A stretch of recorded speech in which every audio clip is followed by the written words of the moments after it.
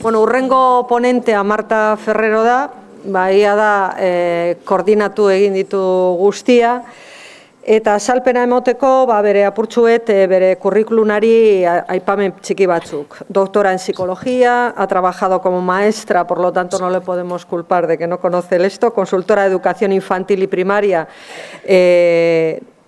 ha hecho su tesis y sus trabajos sobre dificultades lectoras en la Universidad de Deusto en la Oberta de Cataluña, y su gran preocupación beti da, izenda eta orain arte ere entzunda daukaguz, nolako etenaldia dago ikerketa mundua eta magisteritza edo eskolaratze munduan edo egunerokotasunean, hori ez, maisu maestrat daukaguzan praktiken arteko hori, eta hori da bere ardura, bere kezka, eta horretan behar du bere ikerketa, eta eskerrak eman behar dugu, eta bueno, ongi etorri ze, eskerra baita hau koordinatzea gaitik kontseiluaren izenean, eta aurrera Marta zuritza. Esker. Muchas gracias.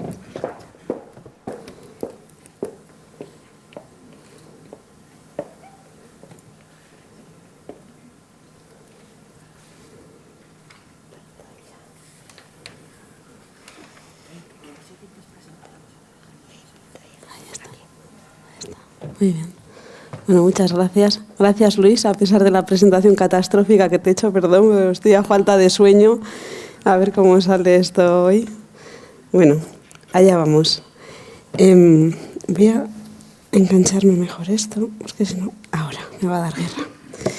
Bueno, de acuerdo a un estudio de 2016 y otro de 2017, el 91% de los profesores en activo en España cree que adaptar la forma de enseñar a los estilos de aprendizaje de los alumnos va a beneficiar a estos últimos. En torno a un 42% considera que el método Verar de reeducación auditiva puede servir para abordar diferentes problemas como la dislexia o el déficit de atención con hiperactividad. En torno a un 40% cree que la escucha de música Mozart o en general música clásica por parte de los alumnos mientras realizan diferentes ejercicios o tareas de evaluación va a contribuir a que tengan un mejor rendimiento. En torno a un 67% del profesorado cree que las diferencias en el hemisferio dominante explican las diferencias entre estudiantes. Un 82% cree que realizar ejercicios perceptivo-motores contribuye a la reestructuración neurológica que a su vez facilitará el aprendizaje. Un 44% del profesorado cree que solo usamos un 10% del cerebro. Un 38% cree que escribir letras en espejo es un síntoma de la dislexia. Y un 51% cree que el método más eficaz para enseñar a leer es el método global. ¿Qué tienen en común estas y otras muchas ideas similares? Pues que son incorrectas. No son ciertas, no tienen pruebas, no tienen evidencia detrás. Pero sí me parece interesante que, a pesar de que son inválidas todas ellas, establezcamos una distinción de acuerdo al impacto que pueden tener en nuestros alumnos.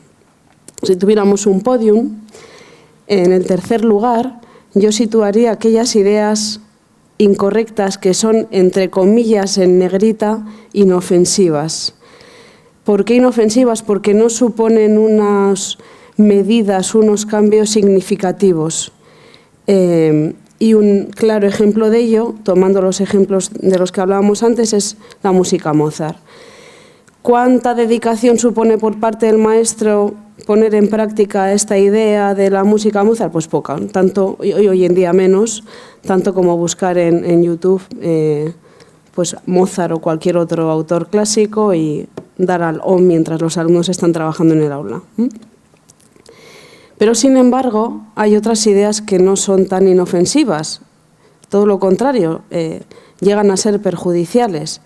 Bien porque suponen una pérdida de tiempo, de dinero, de dedicación, un coste de oportunidad alto para los alumnos, o bien porque pueden incluso suponer un daño, bien físico o bien de impedir o dificultar claramente el aprendizaje. Antes de volver al segundo puesto de este podium, sí quería deciros, y es para toda la ponencia, que todo lo que voy a decir se apoya en estudios robustos, no uno ni dos, sino varios, de diferentes equipos, recogidos en revisiones y metaanálisis. Y este era el caso de la música Mozart, que se ha probado en diferentes estudios, que claramente es una leyenda. Su origen está en un estudio que se publicó en una prestigiosa revista, pero que se tergiversó, porque realmente ese estudio se hizo con universitarios, no con población escolar. Los alumnos no se hacían más inteligentes, mejoraba su capacidad espacial y solo durante unos minutos después de hacer el estudio, ¿de acuerdo? Bueno, entonces, si vamos a ese segundo puesto, en el que ya no estamos hablando de ideas inofensivas, sino aquellas que suponen, como decíamos, un coste de oportunidad, un claro ejemplo son los estilos de aprendizaje, ¿no? De acuerdo con esta teoría, si adaptamos los estilos de nuestra forma de enseñar a los estilos de aprendizaje de nuestros alumnos, estos van a mejorar. Y por tanto lo que probablemente haremos es adaptar nuestras programaciones, dedicar tiempo a etiquetar de alguna manera a nuestros alumnos en qué estilo de aprendizaje son más característicos, etc. Bueno, de nuevo aquí la evidencia muestra sistemáticamente que no es cierto. Cuando se han hecho estudios en los que se ha clasificado a los alumnos de acuerdo a sus estilos de aprendizaje y se ha adaptado la forma de enseñar a esos estilos de aprendizaje, lo que se ha obtenido es que daba absolutamente igual hacerlo que no hacerlo. Y además esta teoría esconde diferentes problemas, ¿no?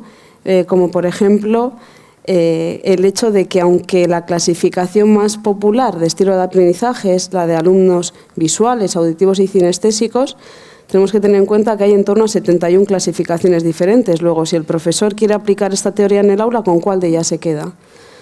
Por otra parte, hay veces que no es tan fácil encasillar a un alumno en un solo estilo de aprendizaje. Entonces, que tienes que multiplicar las formas de enseñar un determinado contenido, habilidad a todos sus estilos.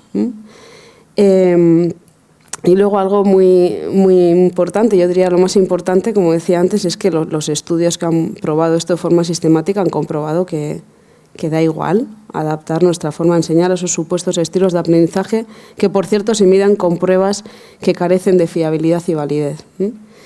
Y por último, en este podium estarían, como decía antes, aquellas ideas que pueden ser perjudiciales para los alumnos.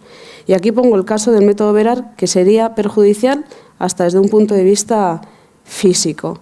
Este método Verar, muy brevemente, fue creado por Verar, muy parecido al método Tomatis, que os puede sonar más.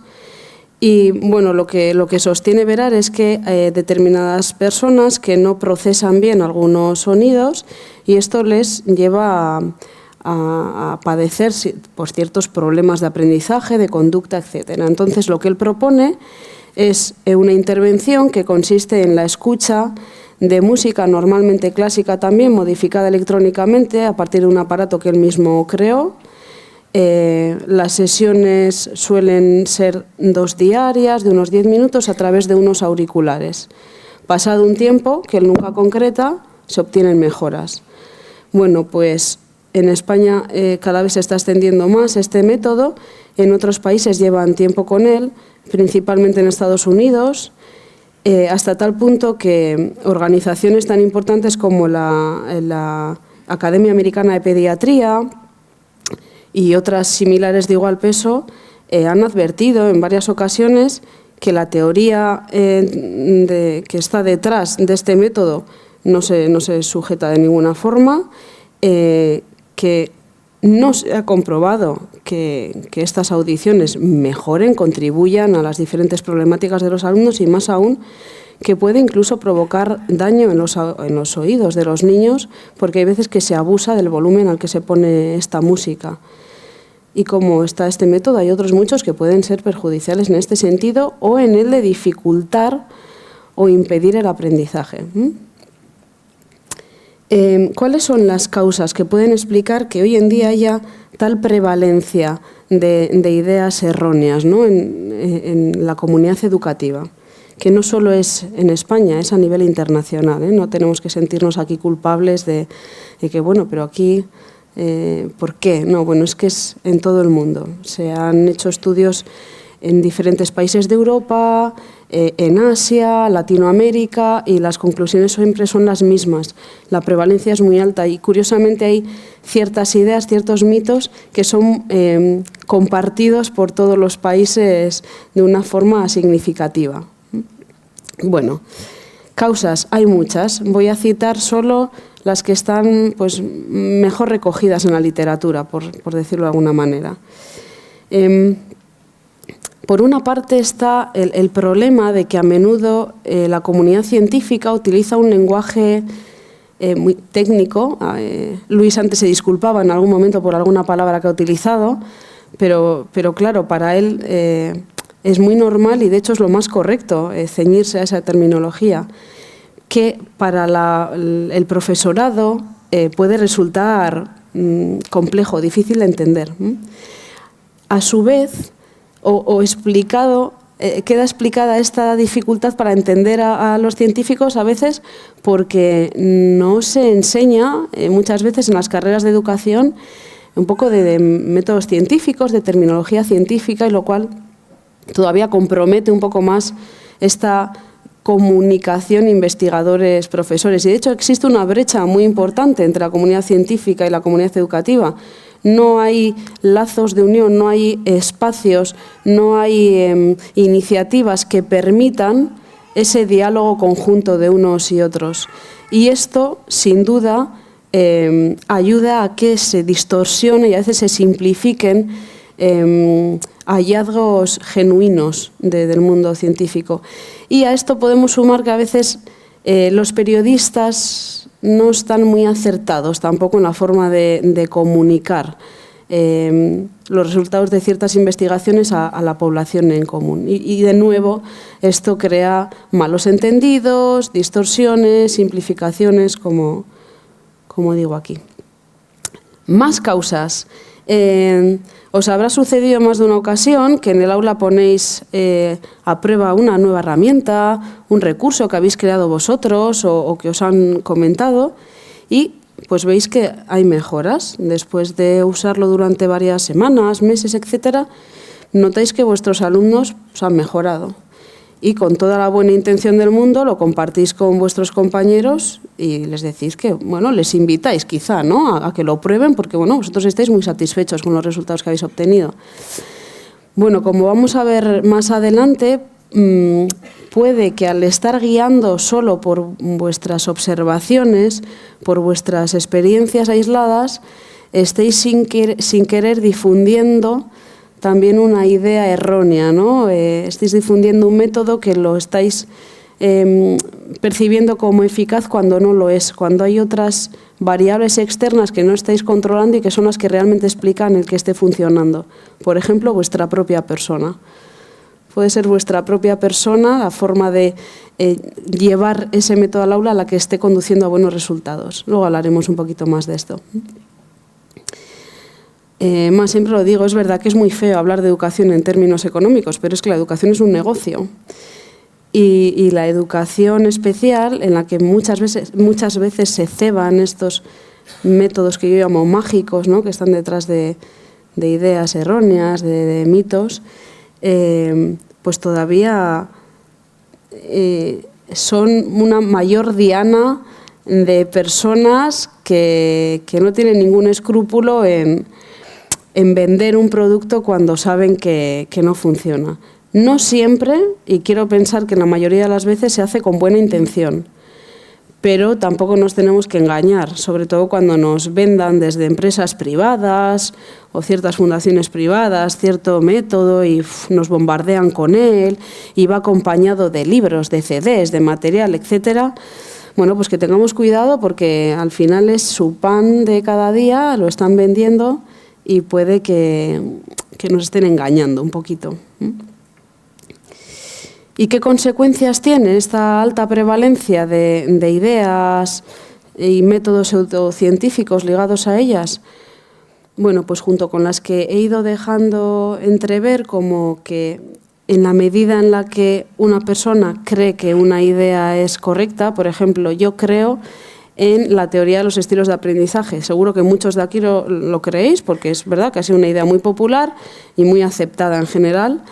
En la medida en la que yo creo que esa idea es correcta, me resultará muy fácil abrir las puertas en mi centro a que se aplique esa teoría al aula, es decir, a que el profesorado dedique tiempo, materiales, recursos a adaptar su forma de enseñar a los estilos de aprendizaje. Si yo no me creo la teoría, no voy a dedicar tiempo a metodologías que estén ligados a ella. También decíamos que suponen un coste de oportunidad, lo estoy diciendo de continuo. Cada minuto de tiempo, cada euro, a veces público, por cierto, que se dedica a metodologías sin eficacia, se están dejando de dedicar a metodologías con eficacia. Y esto es grave, porque el tiempo y el dinero en educación, como en todo, son muy limitados y, sobre todo, alumnos con problemas necesitan ya que seamos eficaces y que no perdamos el tiempo en recursos, en métodos que no nos van a llevar a ninguna parte. Pueden suponer un daño potencial para el alumno, lo decíamos con el método Verar y el daño físico que podían suponer, pero tomaría como ejemplo, que he citado también, el modelo de enseñanza a la lectura global, aquel que enseña solo las letras, enseña a leer a partir de palabras completas y no a partir de la unión letra-sonido del alfabeto. Muchos me diréis, pues yo he utilizado este método, conozco muchos centros que lo usan y los niños aprenden a leer. Ojo, es que hay muchos niños que aprenden a leer solos. La pregunta es, ¿cuál es el método a partir del cual se puede enseñar a leer a todos los niños desde el primero hasta el último? Y este no es el método global, es el método alfabético. Si usamos el método global, muchos niños van a salir del aula sin aprender a leer. Van a salir del aula adivinando, jugando a adivinar. Y esto es un daño muy grande para un alumno, porque el aprendizaje de la lectura va a comprometer su futuro académico, su futuro laboral y, por tanto, personal. Y, por último, una consecuencia de que haya tantas ideas erróneas circulando por la comunidad educativa es el desprestigio social del maestro. Si nuestra labor es enseñar y no lo conseguimos, ¿qué va a pensar la sociedad de nosotros? ¿Qué van a pensar esos padres que tienen un niño con una dificultad concreta y andan deambulando de un centro a otro buscando una solución y sin encontrarla? Bueno, ¿cuál es la forma, o una de ellas, de evitar esta gran difusión de ideas erróneas en la comunidad educativa? Pues apostar por una educación basada en la evidencia. Y para definirla voy a tirar de un ejemplo, ¿de acuerdo? Voy a ir un poquito más rápido porque veo que voy justa. Imaginaos que tenemos un niño de cuarto de primaria, último año de enseñanza formal de la lectura, que no es muy mal lector, pero que no acaba de leer con una velocidad adecuada y que, aunque no comete muchísimos errores, es verdad que comete más de los que debiera, ¿no? Todavía no tiene una lectura precisa. Bueno, los padres que han hablado con su maestro y, bueno, saben de este problema, lo comentan en el patio y alguien les sugiere que hay un gabinete a la vuelta de la esquina en el barrio que utiliza el método IRLEN y que va muy bien. Entonces, bueno, pues el maestro les dice que si quieren que lo intenten, y después de este niño trabajar la lectura a través de este método, resulta que unos meses más tarde mejora. Ya lee con una fluidez, con una velocidad y con una precisión muy buenas. Y os pregunto, ¿a qué se debe la mejora? ¿Se debe al uso del método IRLEN? O mejor dicho, con los datos que os he dado podemos concluir que lo que ha producido la mejora es el método IRLEN. No. ¿Podíamos concluir antes que el método nuevo que hemos introducido en el aula era la razón por la que nuestros alumnos han mejorado? Sin recoger más datos, tampoco. En este caso, ¿qué otros factores, que hay muchos, voy a citar solo algunos, pueden estar explicando que este niño haya mejorado? Bueno, el efecto de otras medidas. Hemos dicho que el profesor está al corriente de la dificultad de este niño, también sus padres. Es muy fácil que dediquen más tiempo a leer con el niño, por ejemplo, por las tardes, los padres en casa, y esto sin duda pueda contribuir también a la mejora. Se puede deber simplemente a la evolución natural del niño. Hemos dicho que han pasado meses, los niños a lo largo del curso evolucionan de forma natural, con independencia de la intervención educativa que hagamos sobre ellos, y este podría ser el caso. Se puede deber, y Luis antes hablaba de las expectativas, se puede deber a un mero efecto de las expectativas. Los padres están dejando un dinero en esa nueva intervención, esperan que su hijo mejore, y también el maestro, y las expectativas tienen un impacto muy fuerte en los alumnos.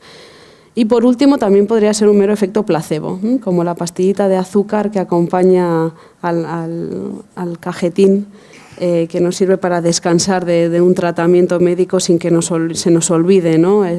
Para que sigamos con la rutina de tomar esa pastilla todos los días. Bueno,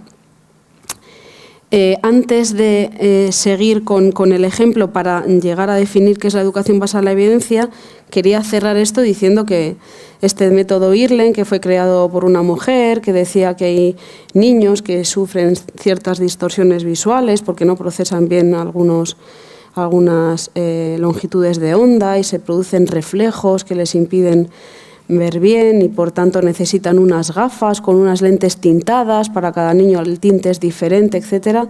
Bueno, se ha probado por activa y por pasiva que ni la teoría ni la aplicación de estas gafas tintadas mejora la lectura de los niños. Tenemos revisiones en inglés, tenemos también en castellano, y ha habido, aprovecho para meter esta cuñita, tantas intervenciones mágicas para mejorar la lectura a través de ejercicios visuales, etcétera, mucho trabajo ahora de optómetras que se están poniendo por ahí muy de moda, que incluso la Asociación Americana de Pediatría en su momento publicó un informe muy completo junto con oculistas, investigadores, etcétera, en el que dejaba muy claro que ni los problemas de salud ocular ni los problemas visuales son la causa de problemas de lectura ni de comprensión lectora.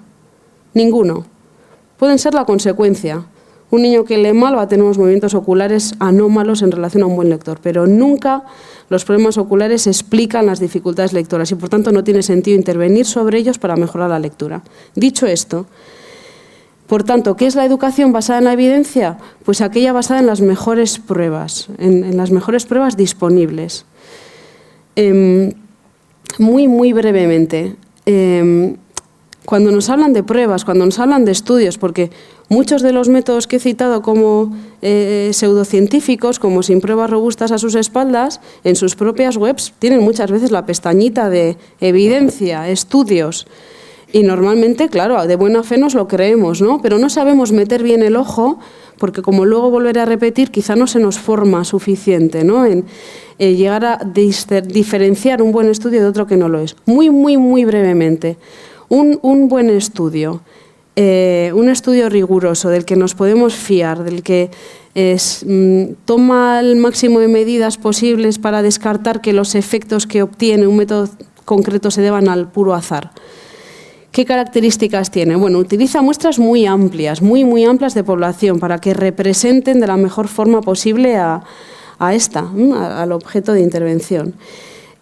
Divide además a esta población en grupo experimental sobre el que realiza la intervención, sigo en este caso con el método IRLEN, y un grupo control sobre el que prueba otro método que tiene el mismo objetivo, véase mejorar la lectura, diferente al que queremos poner a prueba. Podríamos hablar incluso de un tercer grupo control pasivo sobre el que no se hace nada, pero bueno, que nos quede claro que divide la población a la muestra del estudio en dos. Sobre uno prueba la intervención que queremos poner a prueba y sobre el otro otra intervención que tiene el mismo objetivo. Además, antes y después de la intervención, mide de la forma más objetiva posible aquello que quiere mejorar. Si no sabemos cómo está nuestra población antes de intervenir sobre ella, ¿cómo sabemos si ha mejorado o no? Bueno, en este caso lo que tendrían que pasar es pruebas de velocidad lectora, a poder ser medidas en milisegundos, y de precisión lectora medida en errores lectores, antes y después, tanto en el grupo experimental como en el grupo control. Más, para evitar que las expectativas jueguen un papel que no queremos y sean ellas las que expliquen la eficacia de nuestra intervención y no la propia intervención en sí, lo ideal es que ninguno de los dos grupos sepa cuál es el experimental y cuál es el control, y ni siquiera la persona que lleve a cabo la intervención con ellos sepa cuál es la intervención objeto de estudio y cuál es la que está haciendo de relleno, por decirlo de alguna manera. Además, para poder medir la eficacia de una intervención concreta, Luis ha estado todo el tiempo trabajando con datos, necesitamos datos cuantitativos, necesitamos números para ver si hay diferencias significativas o no. Aquí tienen que entrar la estadística, las matemáticas de por medio. Es muy gracioso porque muchas de estas webs que anuncian la eficacia de sus métodos tienen un montón de artículos, entras en ellos y no aparece ningún número por ningún lado. Te tienes que fiar de lo que dicen ellos. Los niños mejoran, ya está. Bueno, dame datos. Y por último, a veces se critica, sí, claro, pero porque haya un estudio no es verdad, porque haya un estudio no nos vale ni 2 ni 3. Tiene que haber múltiples estudios hechos por diferentes equipos de investigadores independientes en diferentes centros con diferente población, hasta poder concluir y nunca rotundamente que ese método es eficaz y no antes, ¿vale? Bueno, la educación basada en la evidencia recibe muchas críticas y vamos a abordarlas un poco. La educación basada en la evidencia no es convertir al maestro en investigador. El maestro es maestro. El maestro tiene que enseñar, afortunadamente, y esa es su principal labor. La investigación se deja para los investigadores. Tampoco consiste en estar al día de la última publicación, de hecho lo decía, es que no es conveniente. Es mejor esperar a que un hallazgo se replique varias veces hasta poder tomarlo por bueno. Hoy en día se está viviendo la crisis de la replicabilidad de la ciencia, estudios clásicos que se daban ya por seguros y resulta que no se están replicando. No se trata de estar al día del último estudio que se publica, sale en la prensa, hay que ser prudente y hay que esperar. Hay que tomar estudios sobre los que ya hay revisiones, metaanálisis, con múltiples hallazgos hechos a lo largo del tiempo. Y tampoco consiste en restar protagonismo al profesor. El profesor es el que tiene la última palabra y entre metodologías que resultan eficaces, él tendrá que elegir de acuerdo a las características de su alumnado, de su centro, del mismo, cuál es la que mejor encaja. En cambio, la educación basada en la evidencia sí consiste en convertir al maestro en un consumidor de literatura rigurosa.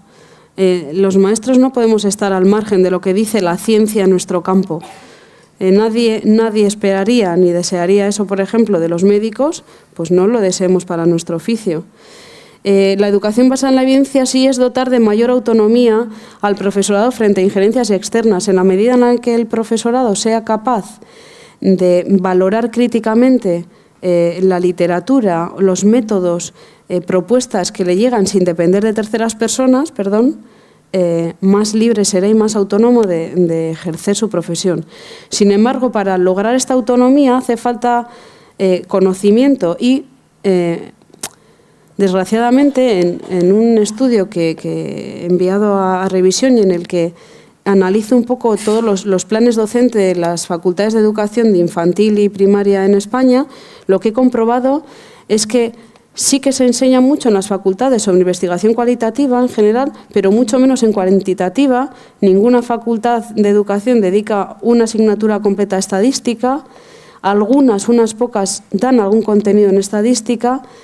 Muy poquitas enseñan a utilizar las bases de datos donde se publican los estudios científicos y ninguna dedica espacio a la lectura e interpretación de artículos. Y bueno, esto yo diría que es un problema. Por último, ¿qué es la educación basada en la evidencia?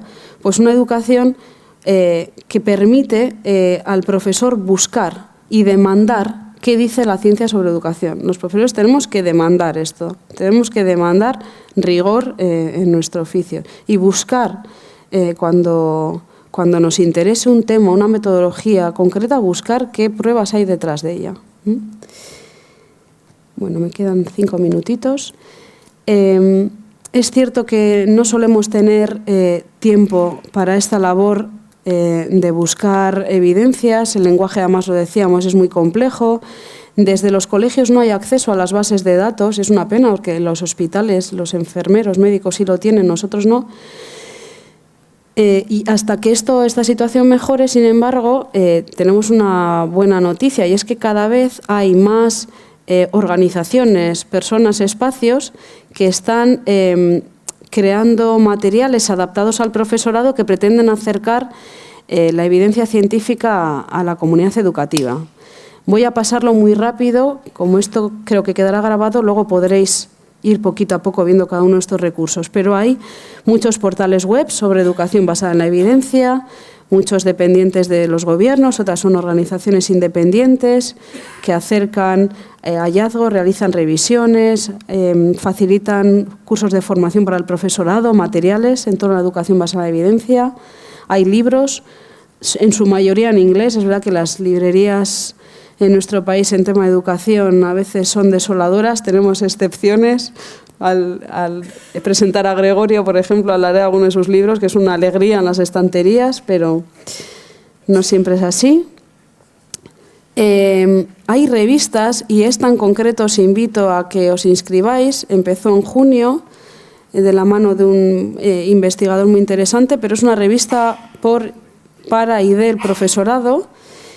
Si entráis en este enlace, podéis suscribiros y os llega cada ejemplar, que no sé si es trimestral, a casa en papel. Es un lujo y aparecen resúmenes de estudios, entrevistas a profesorado, a investigadores. Bueno, os invito a que os inscribáis. Hay blogs en castellano, en inglés, de educación basada en la evidencia. Y en resumen, ¿qué es la educación basada en la evidencia? Pues basar la práctica docente en las mejores pruebas disponibles y cultivar una actitud escéptica. ¿La investigación, la ciencia responde a todos los problemas de la educación? ¿Está todo respondido? No, ni mucho menos, muy poquito. ¿Qué hacemos cuando no hay investigación robusta sobre un tema? Bueno, pues practicar hacer un ejercicio docente reflexivo